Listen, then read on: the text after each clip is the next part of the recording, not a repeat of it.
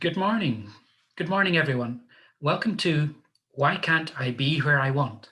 It's the third in SFU's Identity and Citizenship Conversation series. Thank you for joining us online.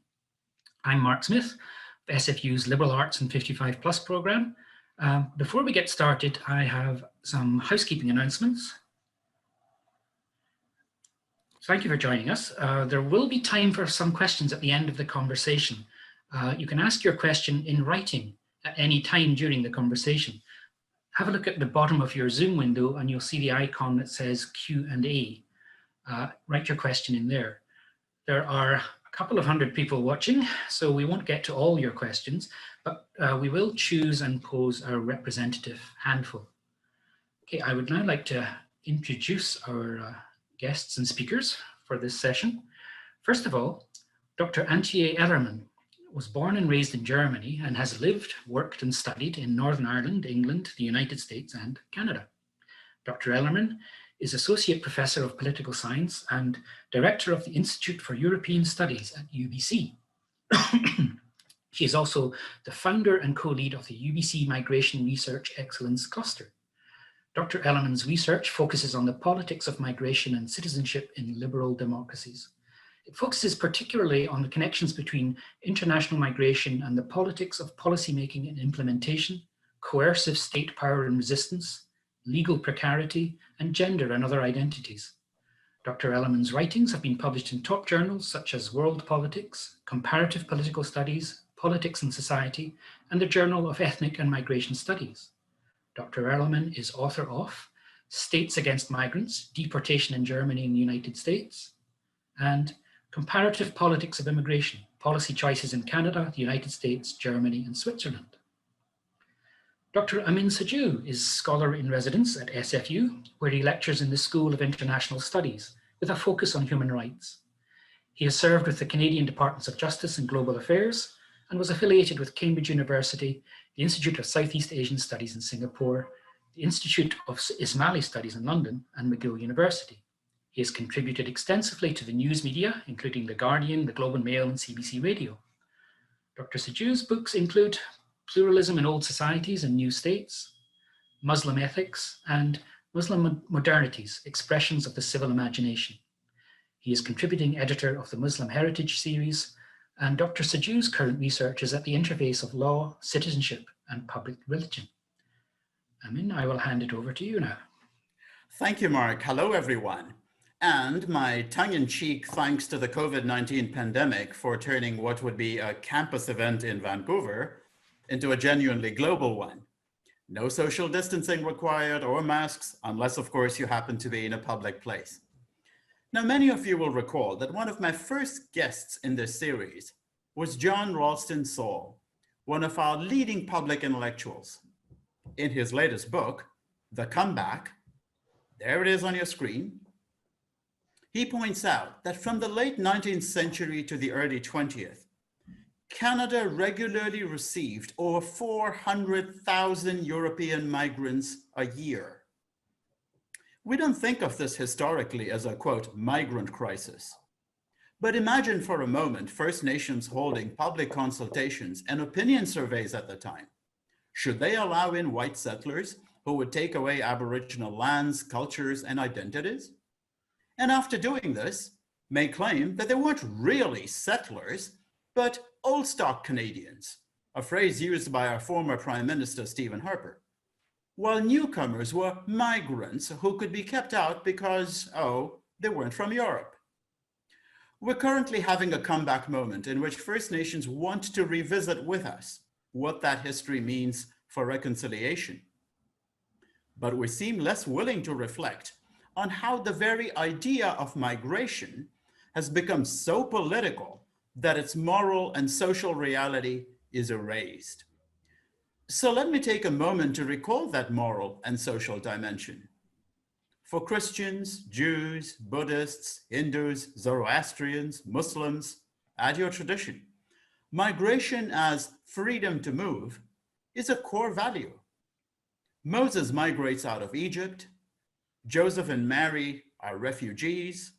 The Magi, the Buddha, and Hindu mystics are such wanderers that if they stood still, they would have no purpose. The Islamic calendar begins with Muhammad's migration, the Hijrah, from Mecca. The hospitality of those who received him in Medina earns exceptional praise in the Islamic tradition. But so does the hospitality of the Abyssinian, the Ethiopian Christians, who sheltered the earliest Muslims from persecution.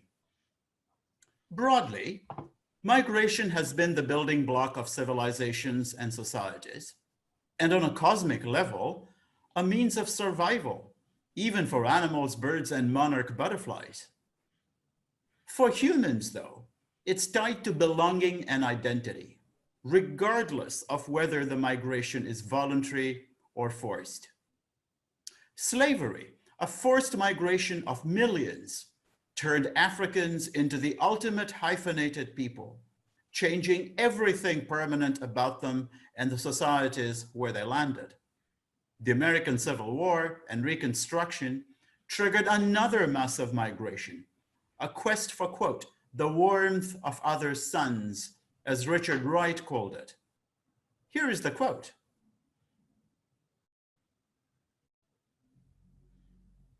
Standing in the way of this journey is the fear that accompanies courage, walls and fences that accompany sovereign rules of entry, prejudice that accompanies hospitality. The sun may turn out to be a lot colder on the other side. We know this, and yet we choose to migrate or are forced to. Our guide today to this reality is one of Canada's top political scientists in the field of migration. Indeed, Professor Antje Ellermann has just been appointed the director of the newly established Center for Migration Studies at UBC. Congratulations. Professor Ellerman teaches a seminar on migration and citizenship, of which the description reads as follows. Human mobility has become one of the most contested issues in contemporary politics. We examine the ways in which states and societies have responded to and have become transformed by migration. Well, let's welcome Professor Ellerman for a potted version of that seminar with a deadline of 55 minutes and no papers to be submitted by the class. Welcome, Antje. Thanks, Amyn. Thanks for that very warm and generous welcome. And I do want to begin by acknowledging that I'm joining here as a guest on the traditional, ancestral, and unceded territories of the Coast Salish people. Indeed. You've migrated from Europe, and your work spans both sides of the Atlantic. Have you always been interested in the ethics and politics of crossing borders? Yeah, that's a good question. I think Mario already said I've moved around a fair amount, and until 5 years ago, when I became a Canadian citizen, I really spent my entire adult life living as a non-citizen in various countries. And that has really shaped a lot of my identity. Moving around really has required navigating borders, navigating immigration systems, getting a real sense of what legal security means for those of us in the room who have been on temporary visas or even are permanent residents, not citizens yet. That can come with a sense of legal insecurity. And that has really been quite profound for me at various parts of my life. And then, of course, you mentioned identity and belonging. And those are really important questions that have to be opened up and revisited every time you move into join a new country. So my biography as an immigrant has certainly shaped who I am today as a scholar. I think we academics need that kind of experience to connect with reality. Yes, when the rubber hits the road. But we're talking about freedom of movement here. Now, why is this a core idea, not only in human rights law, as articulated in the Universal Declaration of Human Rights? There it is, Article 13, the right to free movement. But it's also in liberal political thought and constitutions, such a core idea. Why is this? Well, actually, starting out with human rights law, human rights law provides us with a quite limited right to freedom of movement. Like as Article 13 here, if you read through that, what that provides people with is the right to move within the borders of a state. It gives the right to leave any state, and it gives the right to re-enter the country of nationality. but it does not provide the right to enter the territory of another state. And that's kind of, that right has to exist for the right to freedom of movement to be meaningful internationally. Now, Right. there's one actually really big exception I want to add quickly, which is the Refugee Convention, which does interfere, so to speak, with the sovereignty of the state by requiring the state to admit those who have a claim to protection. And that came 3 years after the declaration in 19... That's right. Right. That's right. In the aftermath of World War II and mass displacement and the horrors of the Holocaust. So much for human rights law, but you're absolutely right to say that freedom of movement is a really core commitment for many liberal thinkers. And that flows quite logically from liberalism, because it's a ideology that really puts individual autonomy and individual freedom at the center of how to think about the world.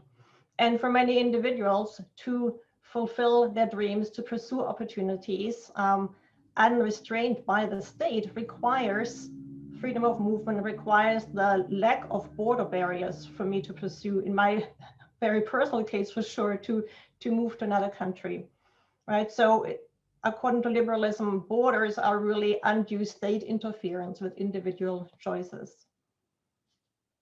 Now, in your writings, Antje, you take as a starting point on immigration the premise that all states have the, quote, authority and legitimacy to decide who gets into the sovereign territory. There it is on your screen. But because all citizens must be treated equally as a universal moral principle, therefore, the selection of immigrants that favors one group violates a state's own constitutional promise to society, especially in a liberal state. Now, this would surely apply to exclusion on the basis of religion, such as the recent, quote, Muslim ban by the United States, though American courts have not been quite so consistent about this. But you do also say that this applies when we favor wealth and education, because it's tangled with social realities of class. And again, if we exclude someone because their disabled child is regarded as a burden on society. Now, we limit who gets in as a family member by limiting who is family. So you point to all these barriers, but many would argue that if you concede, as you have at the beginning, that a state has the right to choose who gets in, then those limits, which we're so concerned about, are reasonable in a liberal society, and the public is likely to support them, isn't it? That's a really big question. So to kind of talk us through just a few key steps in the argument. So my co-author, Augustin Gunega, who's at Lund University in Sweden, and I, what we wanted to do with this piece is to come up with a kind of what moral principles should guide immigrant admissions in liberal states. And we wanted to come up with a kind of prescription that is not too removed from reality to be actually useful to think about. So this is our starting off point, that we accept that according to current domestic and international law, states have the right to control their borders, meaning states have the right to exclude. We are not touching that. That's a really pragmatic decision on our part, not a moral conviction, so to speak. Mm-hmm. And then we go on from there and say, and I'm trying to find kind of a common ground, because there is such a vibrant debate in terms of should states open the border, should they keep them closed, among political philosophers. So we're saying, okay, well, let's come up with one principle nobody can argue with. And that principle is that all liberal states should afford the same degree of respect to all their citizens. Treat them all of equal moral worth. I think that's really hard to argue with. And then we think about, well, what are the implications for immigrant admissions? And surprisingly, because we're really focusing on equal worth of citizens, surprisingly, even that principle has really quite far-reaching implications for immigrant admissions. So, for example, you mentioned family immigration. Family immigration is a form of immigration that's based on the principle of family ties. That is the relevant moral criteria, right? Being part of a family that allows you to join those already in the country. Right. Now, if a state imposes unreasonably high financial thresholds for sponsoring a family member to join you, what that state is in effect doing, it is saying, I only think of citizens who have a certain amount of money in their bank account as being worthy of bringing their family members in and living with their family. Whereas citizens who don't have those resources, I'm not giving them the right to family life to live with their family. So that results in a differential treatment of citizens on the basis of a criteria that is arbitrary, because the more what matters here is closeness, family ties, connection, not how much money somebody has, whether or not you can live with family. Now, from there, we're not saying throw out all economic considerations. In fact, we cut states a lot of slack when it comes to economic immigration policy. If a state decides, well, we only want high-skilled workers because this is what our economy needs right now, I don't have a moral problem with that. However, having said that, if a state decides we're going to recruit high-skilled workers and we're going to recruit low-skilled workers because our economy needs both of them, right. And we can think of current debates in terms of who are the essential workers. The essential workers right now are not high-skilled people like us, right? It's actually, we really need people with other skill sets. Oh, we are strictly non-essential, yes. Totally non-essential. So if a state decides to recruit both high and low-skilled workers and then says, well, the high-skilled workers can stay, become permanent residents, become citizens, but the low-skilled workers have to leave again. They're only on temporary visas.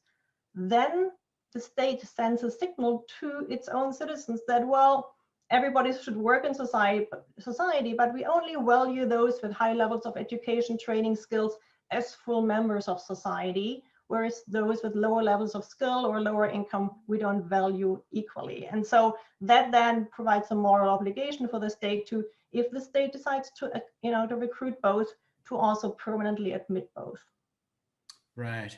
Well, in your book, States Against Migrants, you make a really important point about how ordinary people, not necessarily the government, feel about excluding, or more bluntly, deporting migrants.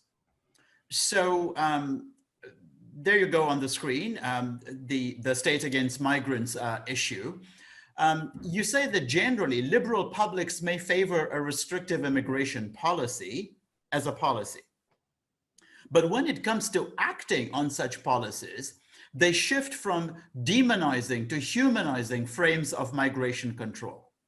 So we have on the screen images that will be familiar to most people, including that central iconic image of the Syrian child, Aylan Kurdi, washed up on a Turkish shore. Now, these are dramatic examples. And Canadians have reacted strongly to such images, also to the image on the left, children in cages on the Mexican-American border. But I'm curious about whether these images can have any enduring effect. Isn't the humanization temporary? Once the immediate furor, the emotions fade, as happens with all media images, then don't people revert to their restrictive preference, if not outright demonization? You raise a really, really important point here. And I think we all in this virtual room kind of can identify with that experience of seeing these images for the first time and just feeling a lot of whatever it is, pain, empathy, even maybe moral outrage. And then those feelings subside either because the images disappear, or worse, the images come flowing, but we just numb ourselves emotionally because it just seems too much. We cannot look at these anymore and every time feel upset. And so that initial feeling where you feel there's an impetus for change disappears. So I think that's a really important observation. Now, when I was doing the work on deportation, which is at the center of that book, I observed two really striking patterns that you already hinted at. The first one is that when governments try to legislate strict immigration controls, the kind of policies that lead to the kind of pictures that we just saw on the screen, they employ these demonizing frames that portray all migrants that are targeted by them as threats of various kinds. And there's a lot of support. It's in the national interest to crack down on these entries, to really tighten border controls. That's the first pattern. The second pattern is that when deportation officers in this case, or border officers, when they go into communities to then implement those very laws that had a lot of public support, all of a sudden there's a lot of pushback. And this pushback, interestingly enough, isn't just by immigrant advocates and activists, the kind of usual suspects. It's by common citizens who object to members of their communities being removed because they know somebody. That person could be the coach of their kids' soccer team, Right. could be their kids go to school together with your kids. Maybe they worship with you in church or mosque or in your synagogue. There's a connection, and you think of them as community members. And Yes, then, there's cultural intimacy, isn't there? that's right. And so it's for that experience, it's completely irrelevant if that person has a valid visa or not, or whether their asylum claim has been accepted or rejected. And so you get that pushback because people realize, whoa, they're saying this is actually not who we meant to be deported through this law that we earlier on supported. And so to kind of get back to those images, I think the key thing is to move back to the point of what the laws and the regulations that result in these migratory journeys being so dangerous and so lethal for so many, and to find a way in which we have conversations about legislating border control policies that are a lot more nuanced and that think about who are the people that will get caught up in them, and really what would be the consequence if we accepted these people, or if we provided a legal pathway for these folks to make their way to our country. And that breaks out of that humanizing us against them frame that is really blunt, and that leads to then all these contradictions down the way, in addition to really being quite a lot of human tragedy in terms of loss of life.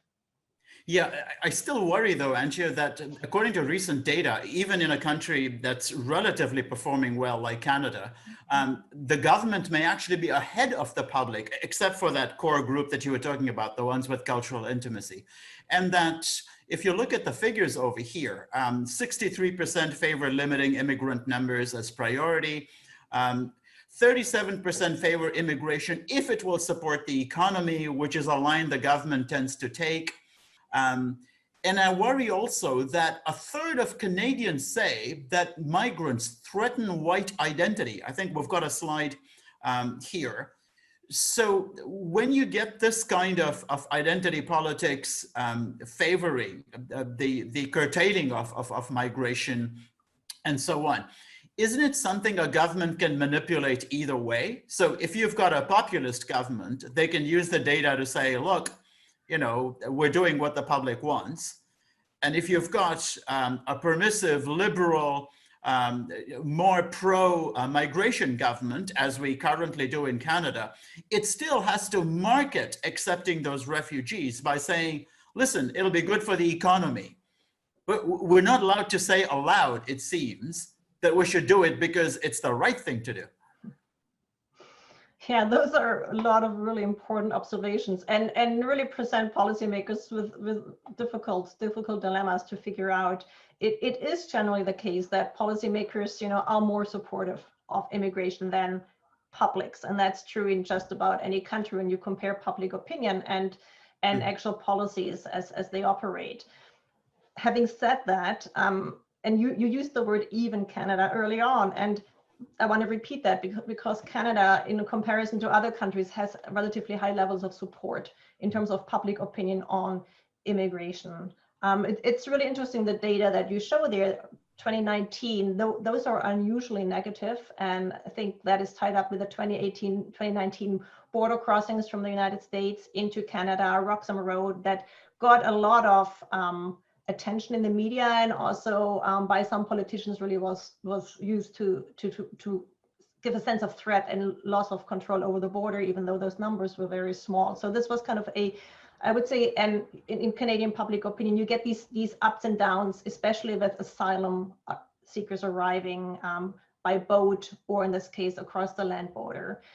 So you get these peaks of opposition, but typically what you see in Canadian public opinion is kind of the three boxes of, do you agree with current levels?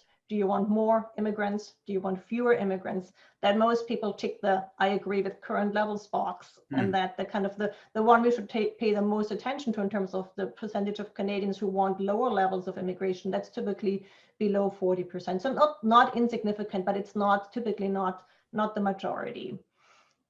Now, your slide here about threats to white identity, I think that is a really important thing to grapple with, and that's because we know that public attitudes on immigration are often based. Any opposition to immigration is typically based on cultural fears, less so economic fears in terms of everything we know at this point. And so there are lots of arguments about cultural closeness, cultural fit, especially these terms are used a lot in European politics. And of course, those terms are tightly linked up to xenophobia and also to racism. And so if you put yourself in the situation of policymakers, what I would say is if you're a policymaker and you are dealing with public opinion that really asks for fewer immigrants that are currently admitted, I think that is something that policymakers should take seriously in terms of discretionary admissions, right? Those immigrants that don't have to be admitted for, refugees, like international obligations or family unification, which is also a right. But their economic admissions could be reduced if the public wanted that, and I don't think that should be off the agenda. But if policymakers are confronted with a finding such as this, that let's say the public says we no longer want any non-white immigrants to enter, I don't think the solution is for policymakers say, yes, the people have spoken. We will go back to the old, race-based exclusions that used to be on the books and implement it. I don't think that is the solution there. I think their policymakers need to really think about, what is it that is going on and how can policy counter racism? And how can we work in schools and educate? Because the other thing that you show here is also the really important correlation between education and attitudes about these questions, where higher levels of education typically reduce concerns about or it increases comfort with cultural diversity. Yeah, I want to point out that when Donald Trump introduced the quote Muslim ban, that number of Canadians that you see there saying threat to white identity were actually sympathetic to the ban in the United States. So it's interesting that even though it was happening in another country, there was a perception of cultural fear. So it's a very real concern. It's something that we have to deal with as a long-term issue. But Antje, I want to turn this around now. We've been looking at it from the point of view of the state and the receiving state.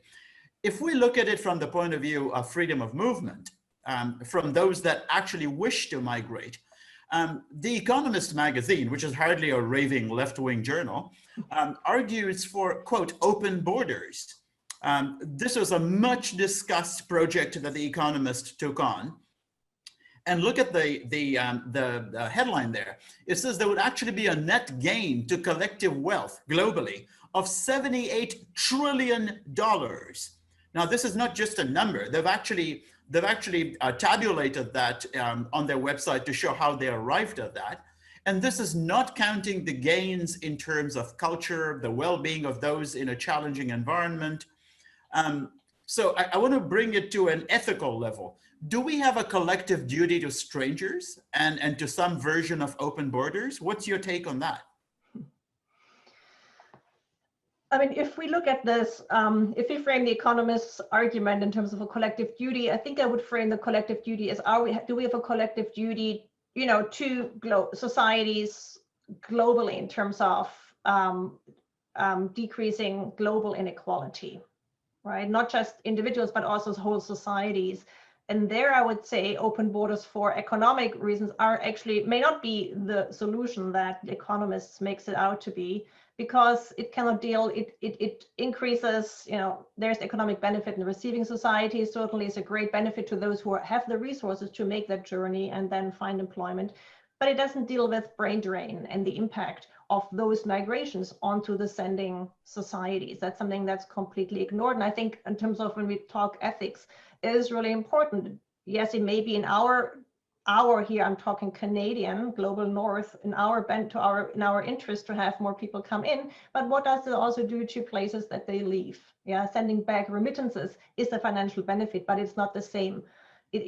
Communities are getting gutted right through mass migration. So I think that's something really important to bear in mind, that gets missed when we just apply these economic arguments.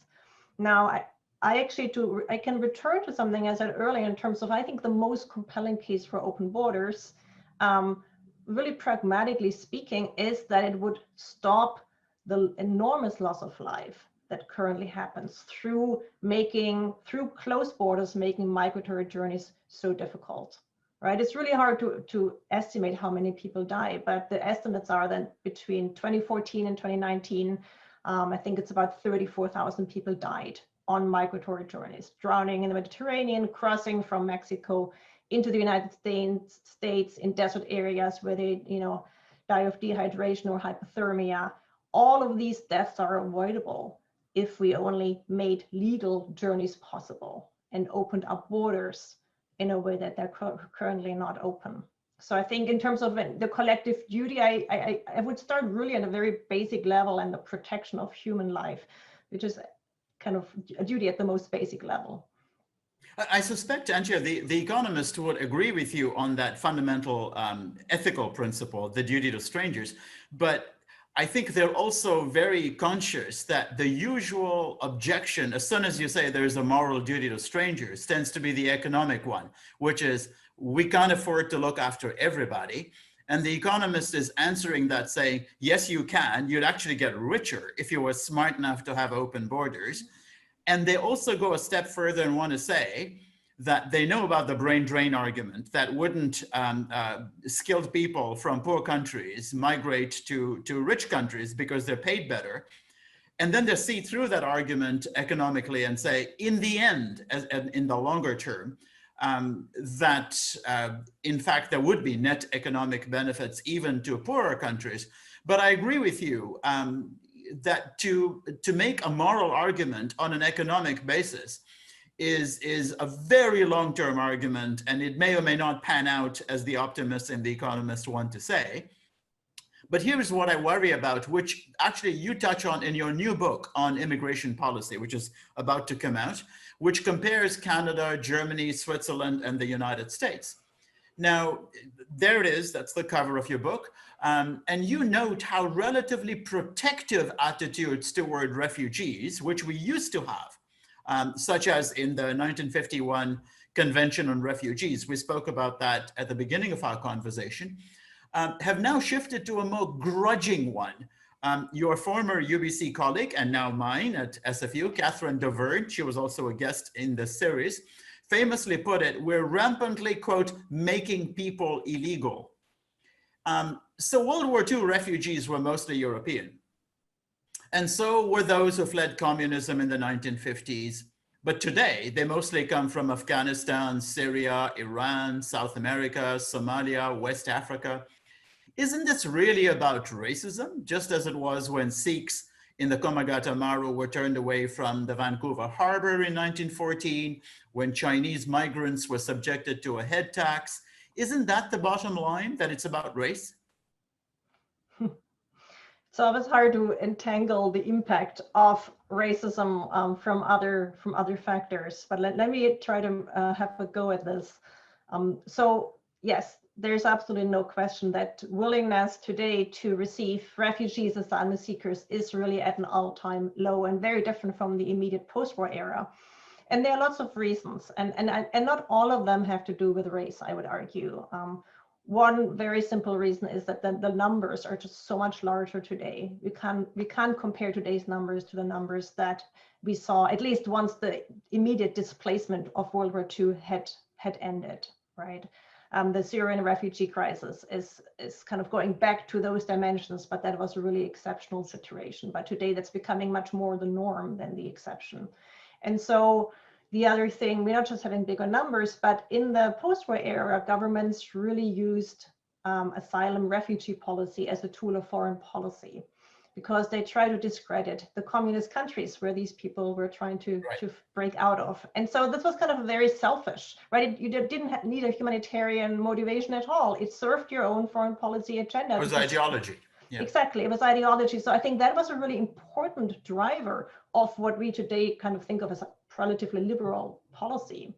So that is with the end of the Cold War and the shifting origin now of asylum seekers, displaced forced migrants, that no longer serves any foreign policy rationale. So those kind of the things that made it easy kind of gone. And then we get to the fact that these issues are so politicized. Yeah, it was not so politicized in the post-war era.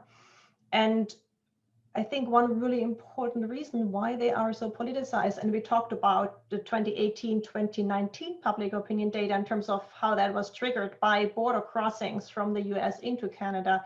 One really important reason is that states cannot control that flow of people, right? The Canadian government is one of the few governments in the world that is the Canadian state is one of the few states in the world that actually has the luxury of controlling, for a large part, inflows into the country just because of our geography here. Very different from European countries. So that is why asylum migration is so politicized, because even it gives the impression, or it's very easy to argue, oh, we've lost control over our borders because refugees just arrive. They don't ask to come, right? They're desperate, they come. So then we can now talk about, what about race in all of this? And I think that is for sure an important consideration in terms of perceptions of asylum seekers, right? We no longer have white immigrants for the most part, white asylum seekers, but it's citizens from the Middle East, citizens from Africa, citizens of Latin America. And race is also really closely tied up with class. And I really want to get class in there because I think it matters. We don't talk about class enough. In German, my native language, there's the word Armutsmigration, which means poverty migration. And that term is applied often to asylum seekers, kind of portraying them as really, they're not really fleeing danger, they're fleeing a lack of economic opportunities. And so this notion of poverty migration as, the threat to the welfare state, it's an economic threat, kind of reflecting that global north, global south inequality that now lands on your doorstep, people trying to have access to economic opportunities in your own country. I think that is very powerful. And I think race and class really are, you can't disentangle them. They're in this together, and they're, the darker motivators of much of the policy that we see in terms of trying to keep asylum seekers out of Europe. Right, and I think you're right to point to the overlap of ideology and race, both in domestic politics and larger East-West, North-South attitudes. I want to bring our formal exchange to a close by touching on something we haven't yet gone into, which is citizenship. It's sort of the crowning stage in migration that now you've acquired full citizenship. But I worry that, for example, in this just published book on citizenship, the European constitutional scholar Dmitry Kochanov, I've just done a book review of his take on citizenship here. He says we should stop glorifying the idea as citizenship as anything more than the right to live in your own country and to be deported there by any other state. So according to Kochanov, it seems that citizenship is just about a sovereign state controlling who can live in its territory. That it's a legal matter, and we should just be clinical about it and not glorify citizenship. Do you agree with Kochanov? Is that all that citizenship means? I agree with his critique, but not with his prescription. So, I mean, you've obviously given this book a more careful read than I just had a quick read through it, and what I got from the book is like two really important points of criticism that I do agree with. The first one is looking domestically, that what citizenship does is it creates a division between citizens and non-citizens, right? Those with full legal status and those who don't. And then the second criticism is, look, it pretends that all citizenships are created equal. globally speaking. And I always, with these arguments, I really like to quote Joseph Cairns at the University of Toronto, who I think came up with this very powerful image of birthright citizenship. So the citizenship we are born with being the modern equivalent of feudal privilege, right? And so citizenship is an accident of birth, and yet it's probably the most important predictor of opportunities we have in our lives. Being born in Germany is very different from being born in Somalia in terms of what the future trajectory looks like in terms of opportunities, right? So that's completely arbitrary. And then you have this inequality, and then you have countries in the global north putting visa restrictions that restrict travel from the global south to the global north. So people are stuck in these situations, even if they want to escape. So those two criticisms, I'm not going to argue with. I'm totally sympathetic to them, but I would not throw out the baby with the bathwater. I think in addition to providing legal security, which is what Kochanov is focused on, and I've talked earlier about the importance of that to me personally, I think political rights are really important. And we just have to look south right now. The last half year and currently what's happening in terms of the US presidential election, right? The importance of vote counting, of people wanting to make sure their vote gets counted, of people wanting to make sure people have access to cast their vote.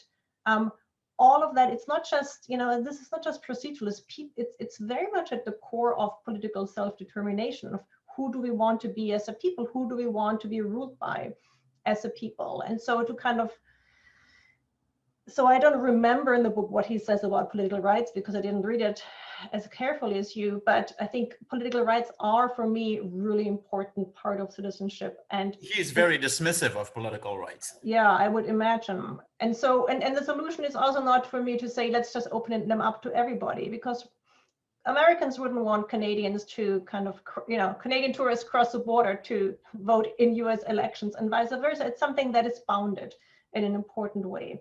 And so I would say let's retain citizenship because it's important, but let's also change things. I think in response to Kochanov's points, and there are two things. The first one is that boundary internally, right, between citizens and non-citizens in a state. I think that boundary should be as permeable as possible. And Canada has a relatively permeable boundary right now in the sense that it's relatively easy if you're a permanent resident to become a citizen. Canada actually can pride itself as, I believe, having the highest naturalization rate anywhere in the world. Sure. But right now, people who don't have legal status living in Canada, they cannot cross that. For them, that border is not permeable. So I would say it needs to be even more permeable to allow those who've stayed here, who've lived here, worked here illegally for many years and contributed to become full member. So that's the first. Yeah, sorry, see, Antje, we're sounding like lawyers. I mean, we're talking about what citizenship is allowing you to vote, allowing you to enter and not enter. That's my problem, that we're looking at it as a top-down elitist network of rights and duties that are essentially sovereign controlled, which is exactly what Kochanov wants to say citizenship is. And so he thinks that's why we're just glorifying it. What I think is left out is civil society. It's as if we're forgetting that it's about people, that people care about citizenship, that they think during a pandemic, citizenship means that you should responsibly wear a mask, that you should do social distancing, that you should care about the stranger that you don't know, and sometimes take measures not to protect yourself, but to protect others. To me, that's a whole dimension of citizenship which is left out if we make lawyer talk and just talk about passports and the right to go to and fro, don't you think? I completely agree with that definition of citizenship, but that is, that takes it, that removes it from that legal foundation. And right. and I'm sure Kochanov would say back to you, well, it doesn't matter. You don't have to be a citizen to be a member of the local community. And I talked about this earlier, right? That people without status being members of communities. I think that is civic citizenship is in some way unconnected to the legal status. And so to kind of play the devil's advocate here, Kochanov could say back to you saying, well, we don't need citizenship for people to be civically active, right? It's already happening. You've got people arriving here and doing amazing things without being citizens and contributing to their communities and creating new institutions and helping others. And I think that these people would say that the mere fact that they are formally stateless does not mean that they're not morally citizens. In other words, it seems to me a circular argument that if a citizen is someone who's got the right to a passport, then once you've limited it to that legal right and taken out the ethical and moral dimension of citizenship, you can then say, so who cares about the other part because they're not part of my definition. But what I'm saying is that from the time of ancient Greece and the earliest societies and so on, if citizenship is about belonging and the commitment that goes with it, then it seems to me reductive to say that it only applies if you've got a passport. But that's a larger question. Yes, but yes. That's I can't argue with you there. I mean, yeah, I agree. Okay, marvelous. Now, I think we need to let our audience in over here. So, Mark, how are we doing with our Q&A? I'm sure we've got lots of questions. Yeah, thank you everyone for submitting questions, and my apologies in advance if we don't have time to get around to yours. So the top of my list here is a question that actually touches on another issue, COVID-19. So the COVID-19 pandemic, is it being used as an excuse to keep out migrants in Europe and the US? Countries that are lax about COVID at home are vigilant at their borders. And is this a strategy of using public fear to feed xenophobia? Good question. Very topical. I think it's a mixed bag of motivations. I think in the United States, under President Trump, the closed border to the south in particular is really just not that much change, because so many provisions were in place before to keep out migrants from South America. And there to kind of further tighten that, I believe that is pure maliciousness. I really don't think I can put that in differently. In Europe, it varies. You know, politicians to the right have used the pandemic to really to advance xenophobic arguments. Initially, even linking COVID to African asylum seekers, which then had to be retracted. But you can see the race politics driving some of these arguments. So I would say, I think it's a mix of motivations. Certainly also the case that governments try to slow down the virus transmission through closing borders. Like in the Canadian case, I think, especially now thinking about higher immigration levels, it's not the case that the border was used to keep out people. In fact, now we're trying to catch up to admit more than we had planned. So it varies, but for sure, especially on the very far right, and I would say in many European countries and the United States, certainly very strong racial and xenophobic undertones to those discussions. Next question. So this is about the European Union declaration, the recent declaration about extremist violence being tied to migrants resisting integration. And the questioner asks, surely if there is resistance, that resistance has a lot to do with hostility and bigotry in the receiving countries, not just from right-wing groups, but also from the state itself, such as in France and Hungary. Yes. So it's, I'm always struck moving between Europe and Canada. There's a really big difference there in official treatment of Islam. And for 20 years now, a lot of European countries have really put in place prohibitions that have targeted in particular Muslim women through veiling prohibitions, and created a situation where you're either German or Dutch or French, or you are Muslim or devout Muslim, that this was kind of seen as something that's mutually exclusive. And I think that has done so much harm, not just because there has also been more radicalization among young Muslims in response to that pushing away by these states, but also because there needs to be, Muslim communities have been in Europe for a long time and they're here to stay. And there needs to be a community that is situated within the national context, that's not oriented to Saudi Arabia or Turkey, because these countries of residence don't allow for an identity that really works for somebody who's Muslim living in Germany or living in Hungary or the Netherlands. And I also see a number of questions here that I guess are touching on a kind of a basic issue around the myth, the reality, the perception of immigrants, refugees as a burden on a country or as an economic and cultural benefit to a country, and how people perceive that, what the myth is, what the reality is. I wonder if you could just maybe explain a little bit more about the fundamentals of the pros and cons, if you like, to put it crudely, of refugees and immigration for a country. I think with the That's a big refugees, one. yeah, big one. Well, if you want to kind of, go down the path of a cost-benefit analysis in terms of economic terms, it depends on your time horizon. If you're looking at 5 years, then, refugees, asylum seekers, for the most part, arrive here with very little. Yeah, they're not able to shift big amounts of money from bank accounts. They arrive with, 1 or 2 suitcases, and they have to start from scratch. Many cases, they have to learn a new language. They need to find housing in crazy expensive places like Vancouver, where you have to earn a lot of money to even pay that kind of rent. So the first few years are really years typically of just hardship and just trying to make ends meet, and also even paying back the money you owe the government for having been flown into the country in the case of resettled refugees. So the first few years, many of them rely on state support.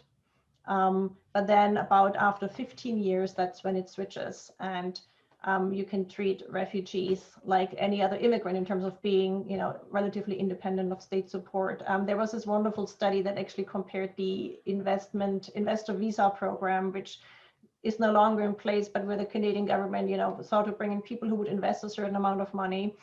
And it turned out, and they compared tax income, like the tax contributions of refugees versus the investors who came in, and refugees contributed significantly more in taxes over their lifetime compared to these investors. So just, don't apply a 2-3 year time horizon. Look a bit further, and then you'll have a net benefit, economically speaking, if this is what you're concerned about. The trouble, isn't it? Sorry to jump in there. The trouble is that rational cost benefit long-term view gets completely overrun by the cultural argument, which is we're being swamped now. They're not speaking our language and so on. And this, I think, again, engages with ideology and race. Sometimes perhaps legitimately, that people feel that suddenly there's been a radical change in their environment, and how to cope with that at the human level. It may not be, directed at any particular group and so on. But it's very, very hard for that cultural argument to be framed in the larger terms that you just did for the economic one. That if you wait long enough, you will become more cosmopolitan. Your culture will be richer. You will learn more languages. Here in Canada, we think of ourselves as very pluralistic, but I've lived on both ends of the country, and I'm struck by how we think learning French is such a huge burden that, this is cultural imperialism by Quebec. And conversely, I went to school at McGill, and I had very close French Canadian friends who thought it was complete imperialism to be told to learn English, even though it's a global language. And it's very hard for the cultural emotive part, it seems to me, to put that into rational terms. The impatience is much stronger than reason there, it seems. Yeah, but sorry, Mark, you have more to throw at us? Yes. Oh, yeah.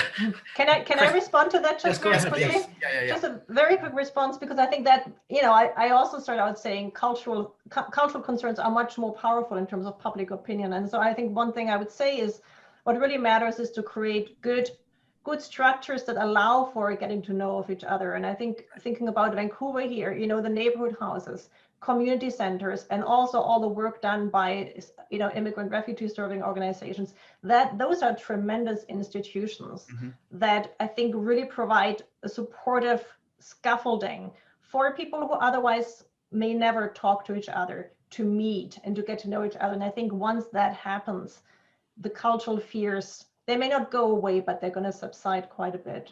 And schools and universities. Yes. Yeah, I mean, my daughter goes to a school in which half her class is multicultural, mixed race, and so on. So she belongs to 3 different civilizational groups and DNA categories. She feels completely at home. I wasn't so lucky when I was very young. So I think in that sense, the cosmopolitan ethic is a very powerful one today, but only if we allow it to be. We can push it back, as we've seen south of the border, and make it sound like an enemy. So. You've got more, Mark? Yes, oh, they're flooding in now. Oh dear, and we've only got 5 minutes. So yeah, if you could more? comment maybe on climate change and migration. Fascinating. Antje, go ahead.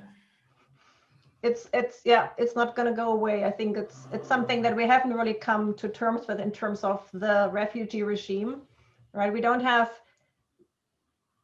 conventions right now that are legally binding that protect those who are displaced through changes in climate or other natural disasters. And I think there is a lot of awareness of that, but it's hard enough to protect traditional refugees right now. I think the political appetite for really expanding who can look for protection, I don't think that's there right now. Canada has done some things in the past, for example, with the Haitian earthquake some years ago, where it then used existing rules to really prioritize family members from Haiti to bring them in. So they used the existing framework to deal with a natural disaster. I think that works kind of on an ad hoc basis, but I think one of the biggest challenges is for us in terms of policymakers to really merge the two, migration regime and climate displacement. And figure out ways, and I think migration abroad is not always the solution, but it must be one solution among others. Just a quick word on that, because we've been talking about this in one of my classes this past week. So a really frightening statistic, which is that in 25 years, the number of climate refugees will equal the total number of refugees globally we have right now. Future projections, even if climate control measures are taken. Now, if that's even remotely accurate, then either we anticipate it and we deal with it as it's happening, or we wait until it becomes a total catastrophe and then say suddenly, oh, we've got another mass movement of refugees, which, alas, like war, is again self-created because of our consumerist habits and our recklessness and so on. Yeah. Can we squeeze in one more? Maybe one more. It's kind of complicated though. You'd mentioned how in your studies, the state's right to control borders was kind of a pragmatic given, that states can control borders. Could you imagine or comment on a world where that wasn't so? What would that be? I think people are mentioning things like maybe it would be a kind of a regional rather than a state control, or maybe some kind of indigenous model about how to share land or territory. Yeah, that's a big dream. I think if you work within the current system, it would just be, you could have one big visa regime, right? That, I mean, open borders in that sense doesn't mean the absence of borders, but it means that borders are permeable. So people can apply to have visas and are assured to get those visas unless there are serious concerns to national security, for example. Right. So going back to the economists, what the economist is envisaging, everybody being able to get the right to cross and to work through a visa system. Now, talking about indigenous understandings of sovereignty, that is, in some ways we're going back to how, a world before settler colonialism here, the kind of much of that was destroyed through European settlers, and their sovereignties overlapped territory. Some of the territories were shared in terms of their use. And for me, that is the ideal. I think that also, we're talking about immigration, but we haven't talked about, reconciliation or decolonization. And for me, even regardless of immigration, the way for Canada to move forward in terms of reconciliation is to think about shared sovereignties, because people are here to stay, whether you like it or not. But right now, the Canadian state just claims the sole authority over the entire territory. And I think as long as that exists, it's hard to imagine that there will be true reconciliation. That's going to be a whole new conversation, and maybe we'll get you back for that one, Antje. We'll have to stop before the system shuts us down. That's the nature of the beast here. Let me throw out a teaser here. So many of you, this is a very literate, sophisticated global audience we've got. So many of you will know who just said this last week. Quote, "Whenever we encounter stories of immigrants and refugees, they are sad and tragic. But I feel that image is very narrow about who we really are. We're also fun and ferocious and hilarious." Any guesses? All right, that's the winner of the 2020 Giller Prize, Canada's richest prize for fiction, Suvankam Tamavongsa, who is from Southeast Asia. In a bow to her groundbreaking novel, How to Pronounce Knife, I recommend that heartily to everybody, including my students, the Giller Prize Committee noted that her writing, quote, "cuts to the core of the immigrant reality like a knife," however you pronounce it. So that's what we've tried to do today. And I want to express my deepest appreciation to Professor Ellerman for sharing her vast knowledge and wisdom, and to all of you in the audience globally for sharing your time with us. Please stay tuned for our upcoming episodes. Over to you, Mark. Okay, thank you. And if we could have that final slide, perfect. So this series is brought to you by SFU's Liberal Arts and 55+ program, by the SFU Center for Comparative Muslim Studies, the SFU School for International Studies, the SFU Office of the Vice President, External Relations, and the Ismaili Center of Vancouver. You can join us again January 23rd. We have another lecture coming up next year. We're very pleased to have David Chariandi, Professor of English at SFU and novelist, of course. And the title for that talk will be, "Where Are You Really From?" This presentation, or this talk, has been recorded. If you look for the recording on the Liberal Arts and 55+ program website, it should be there later this week. The website at short address is sfu.ca/liberal-arts. Thank you very much, everyone. Goodbye now. Thank you. Bye.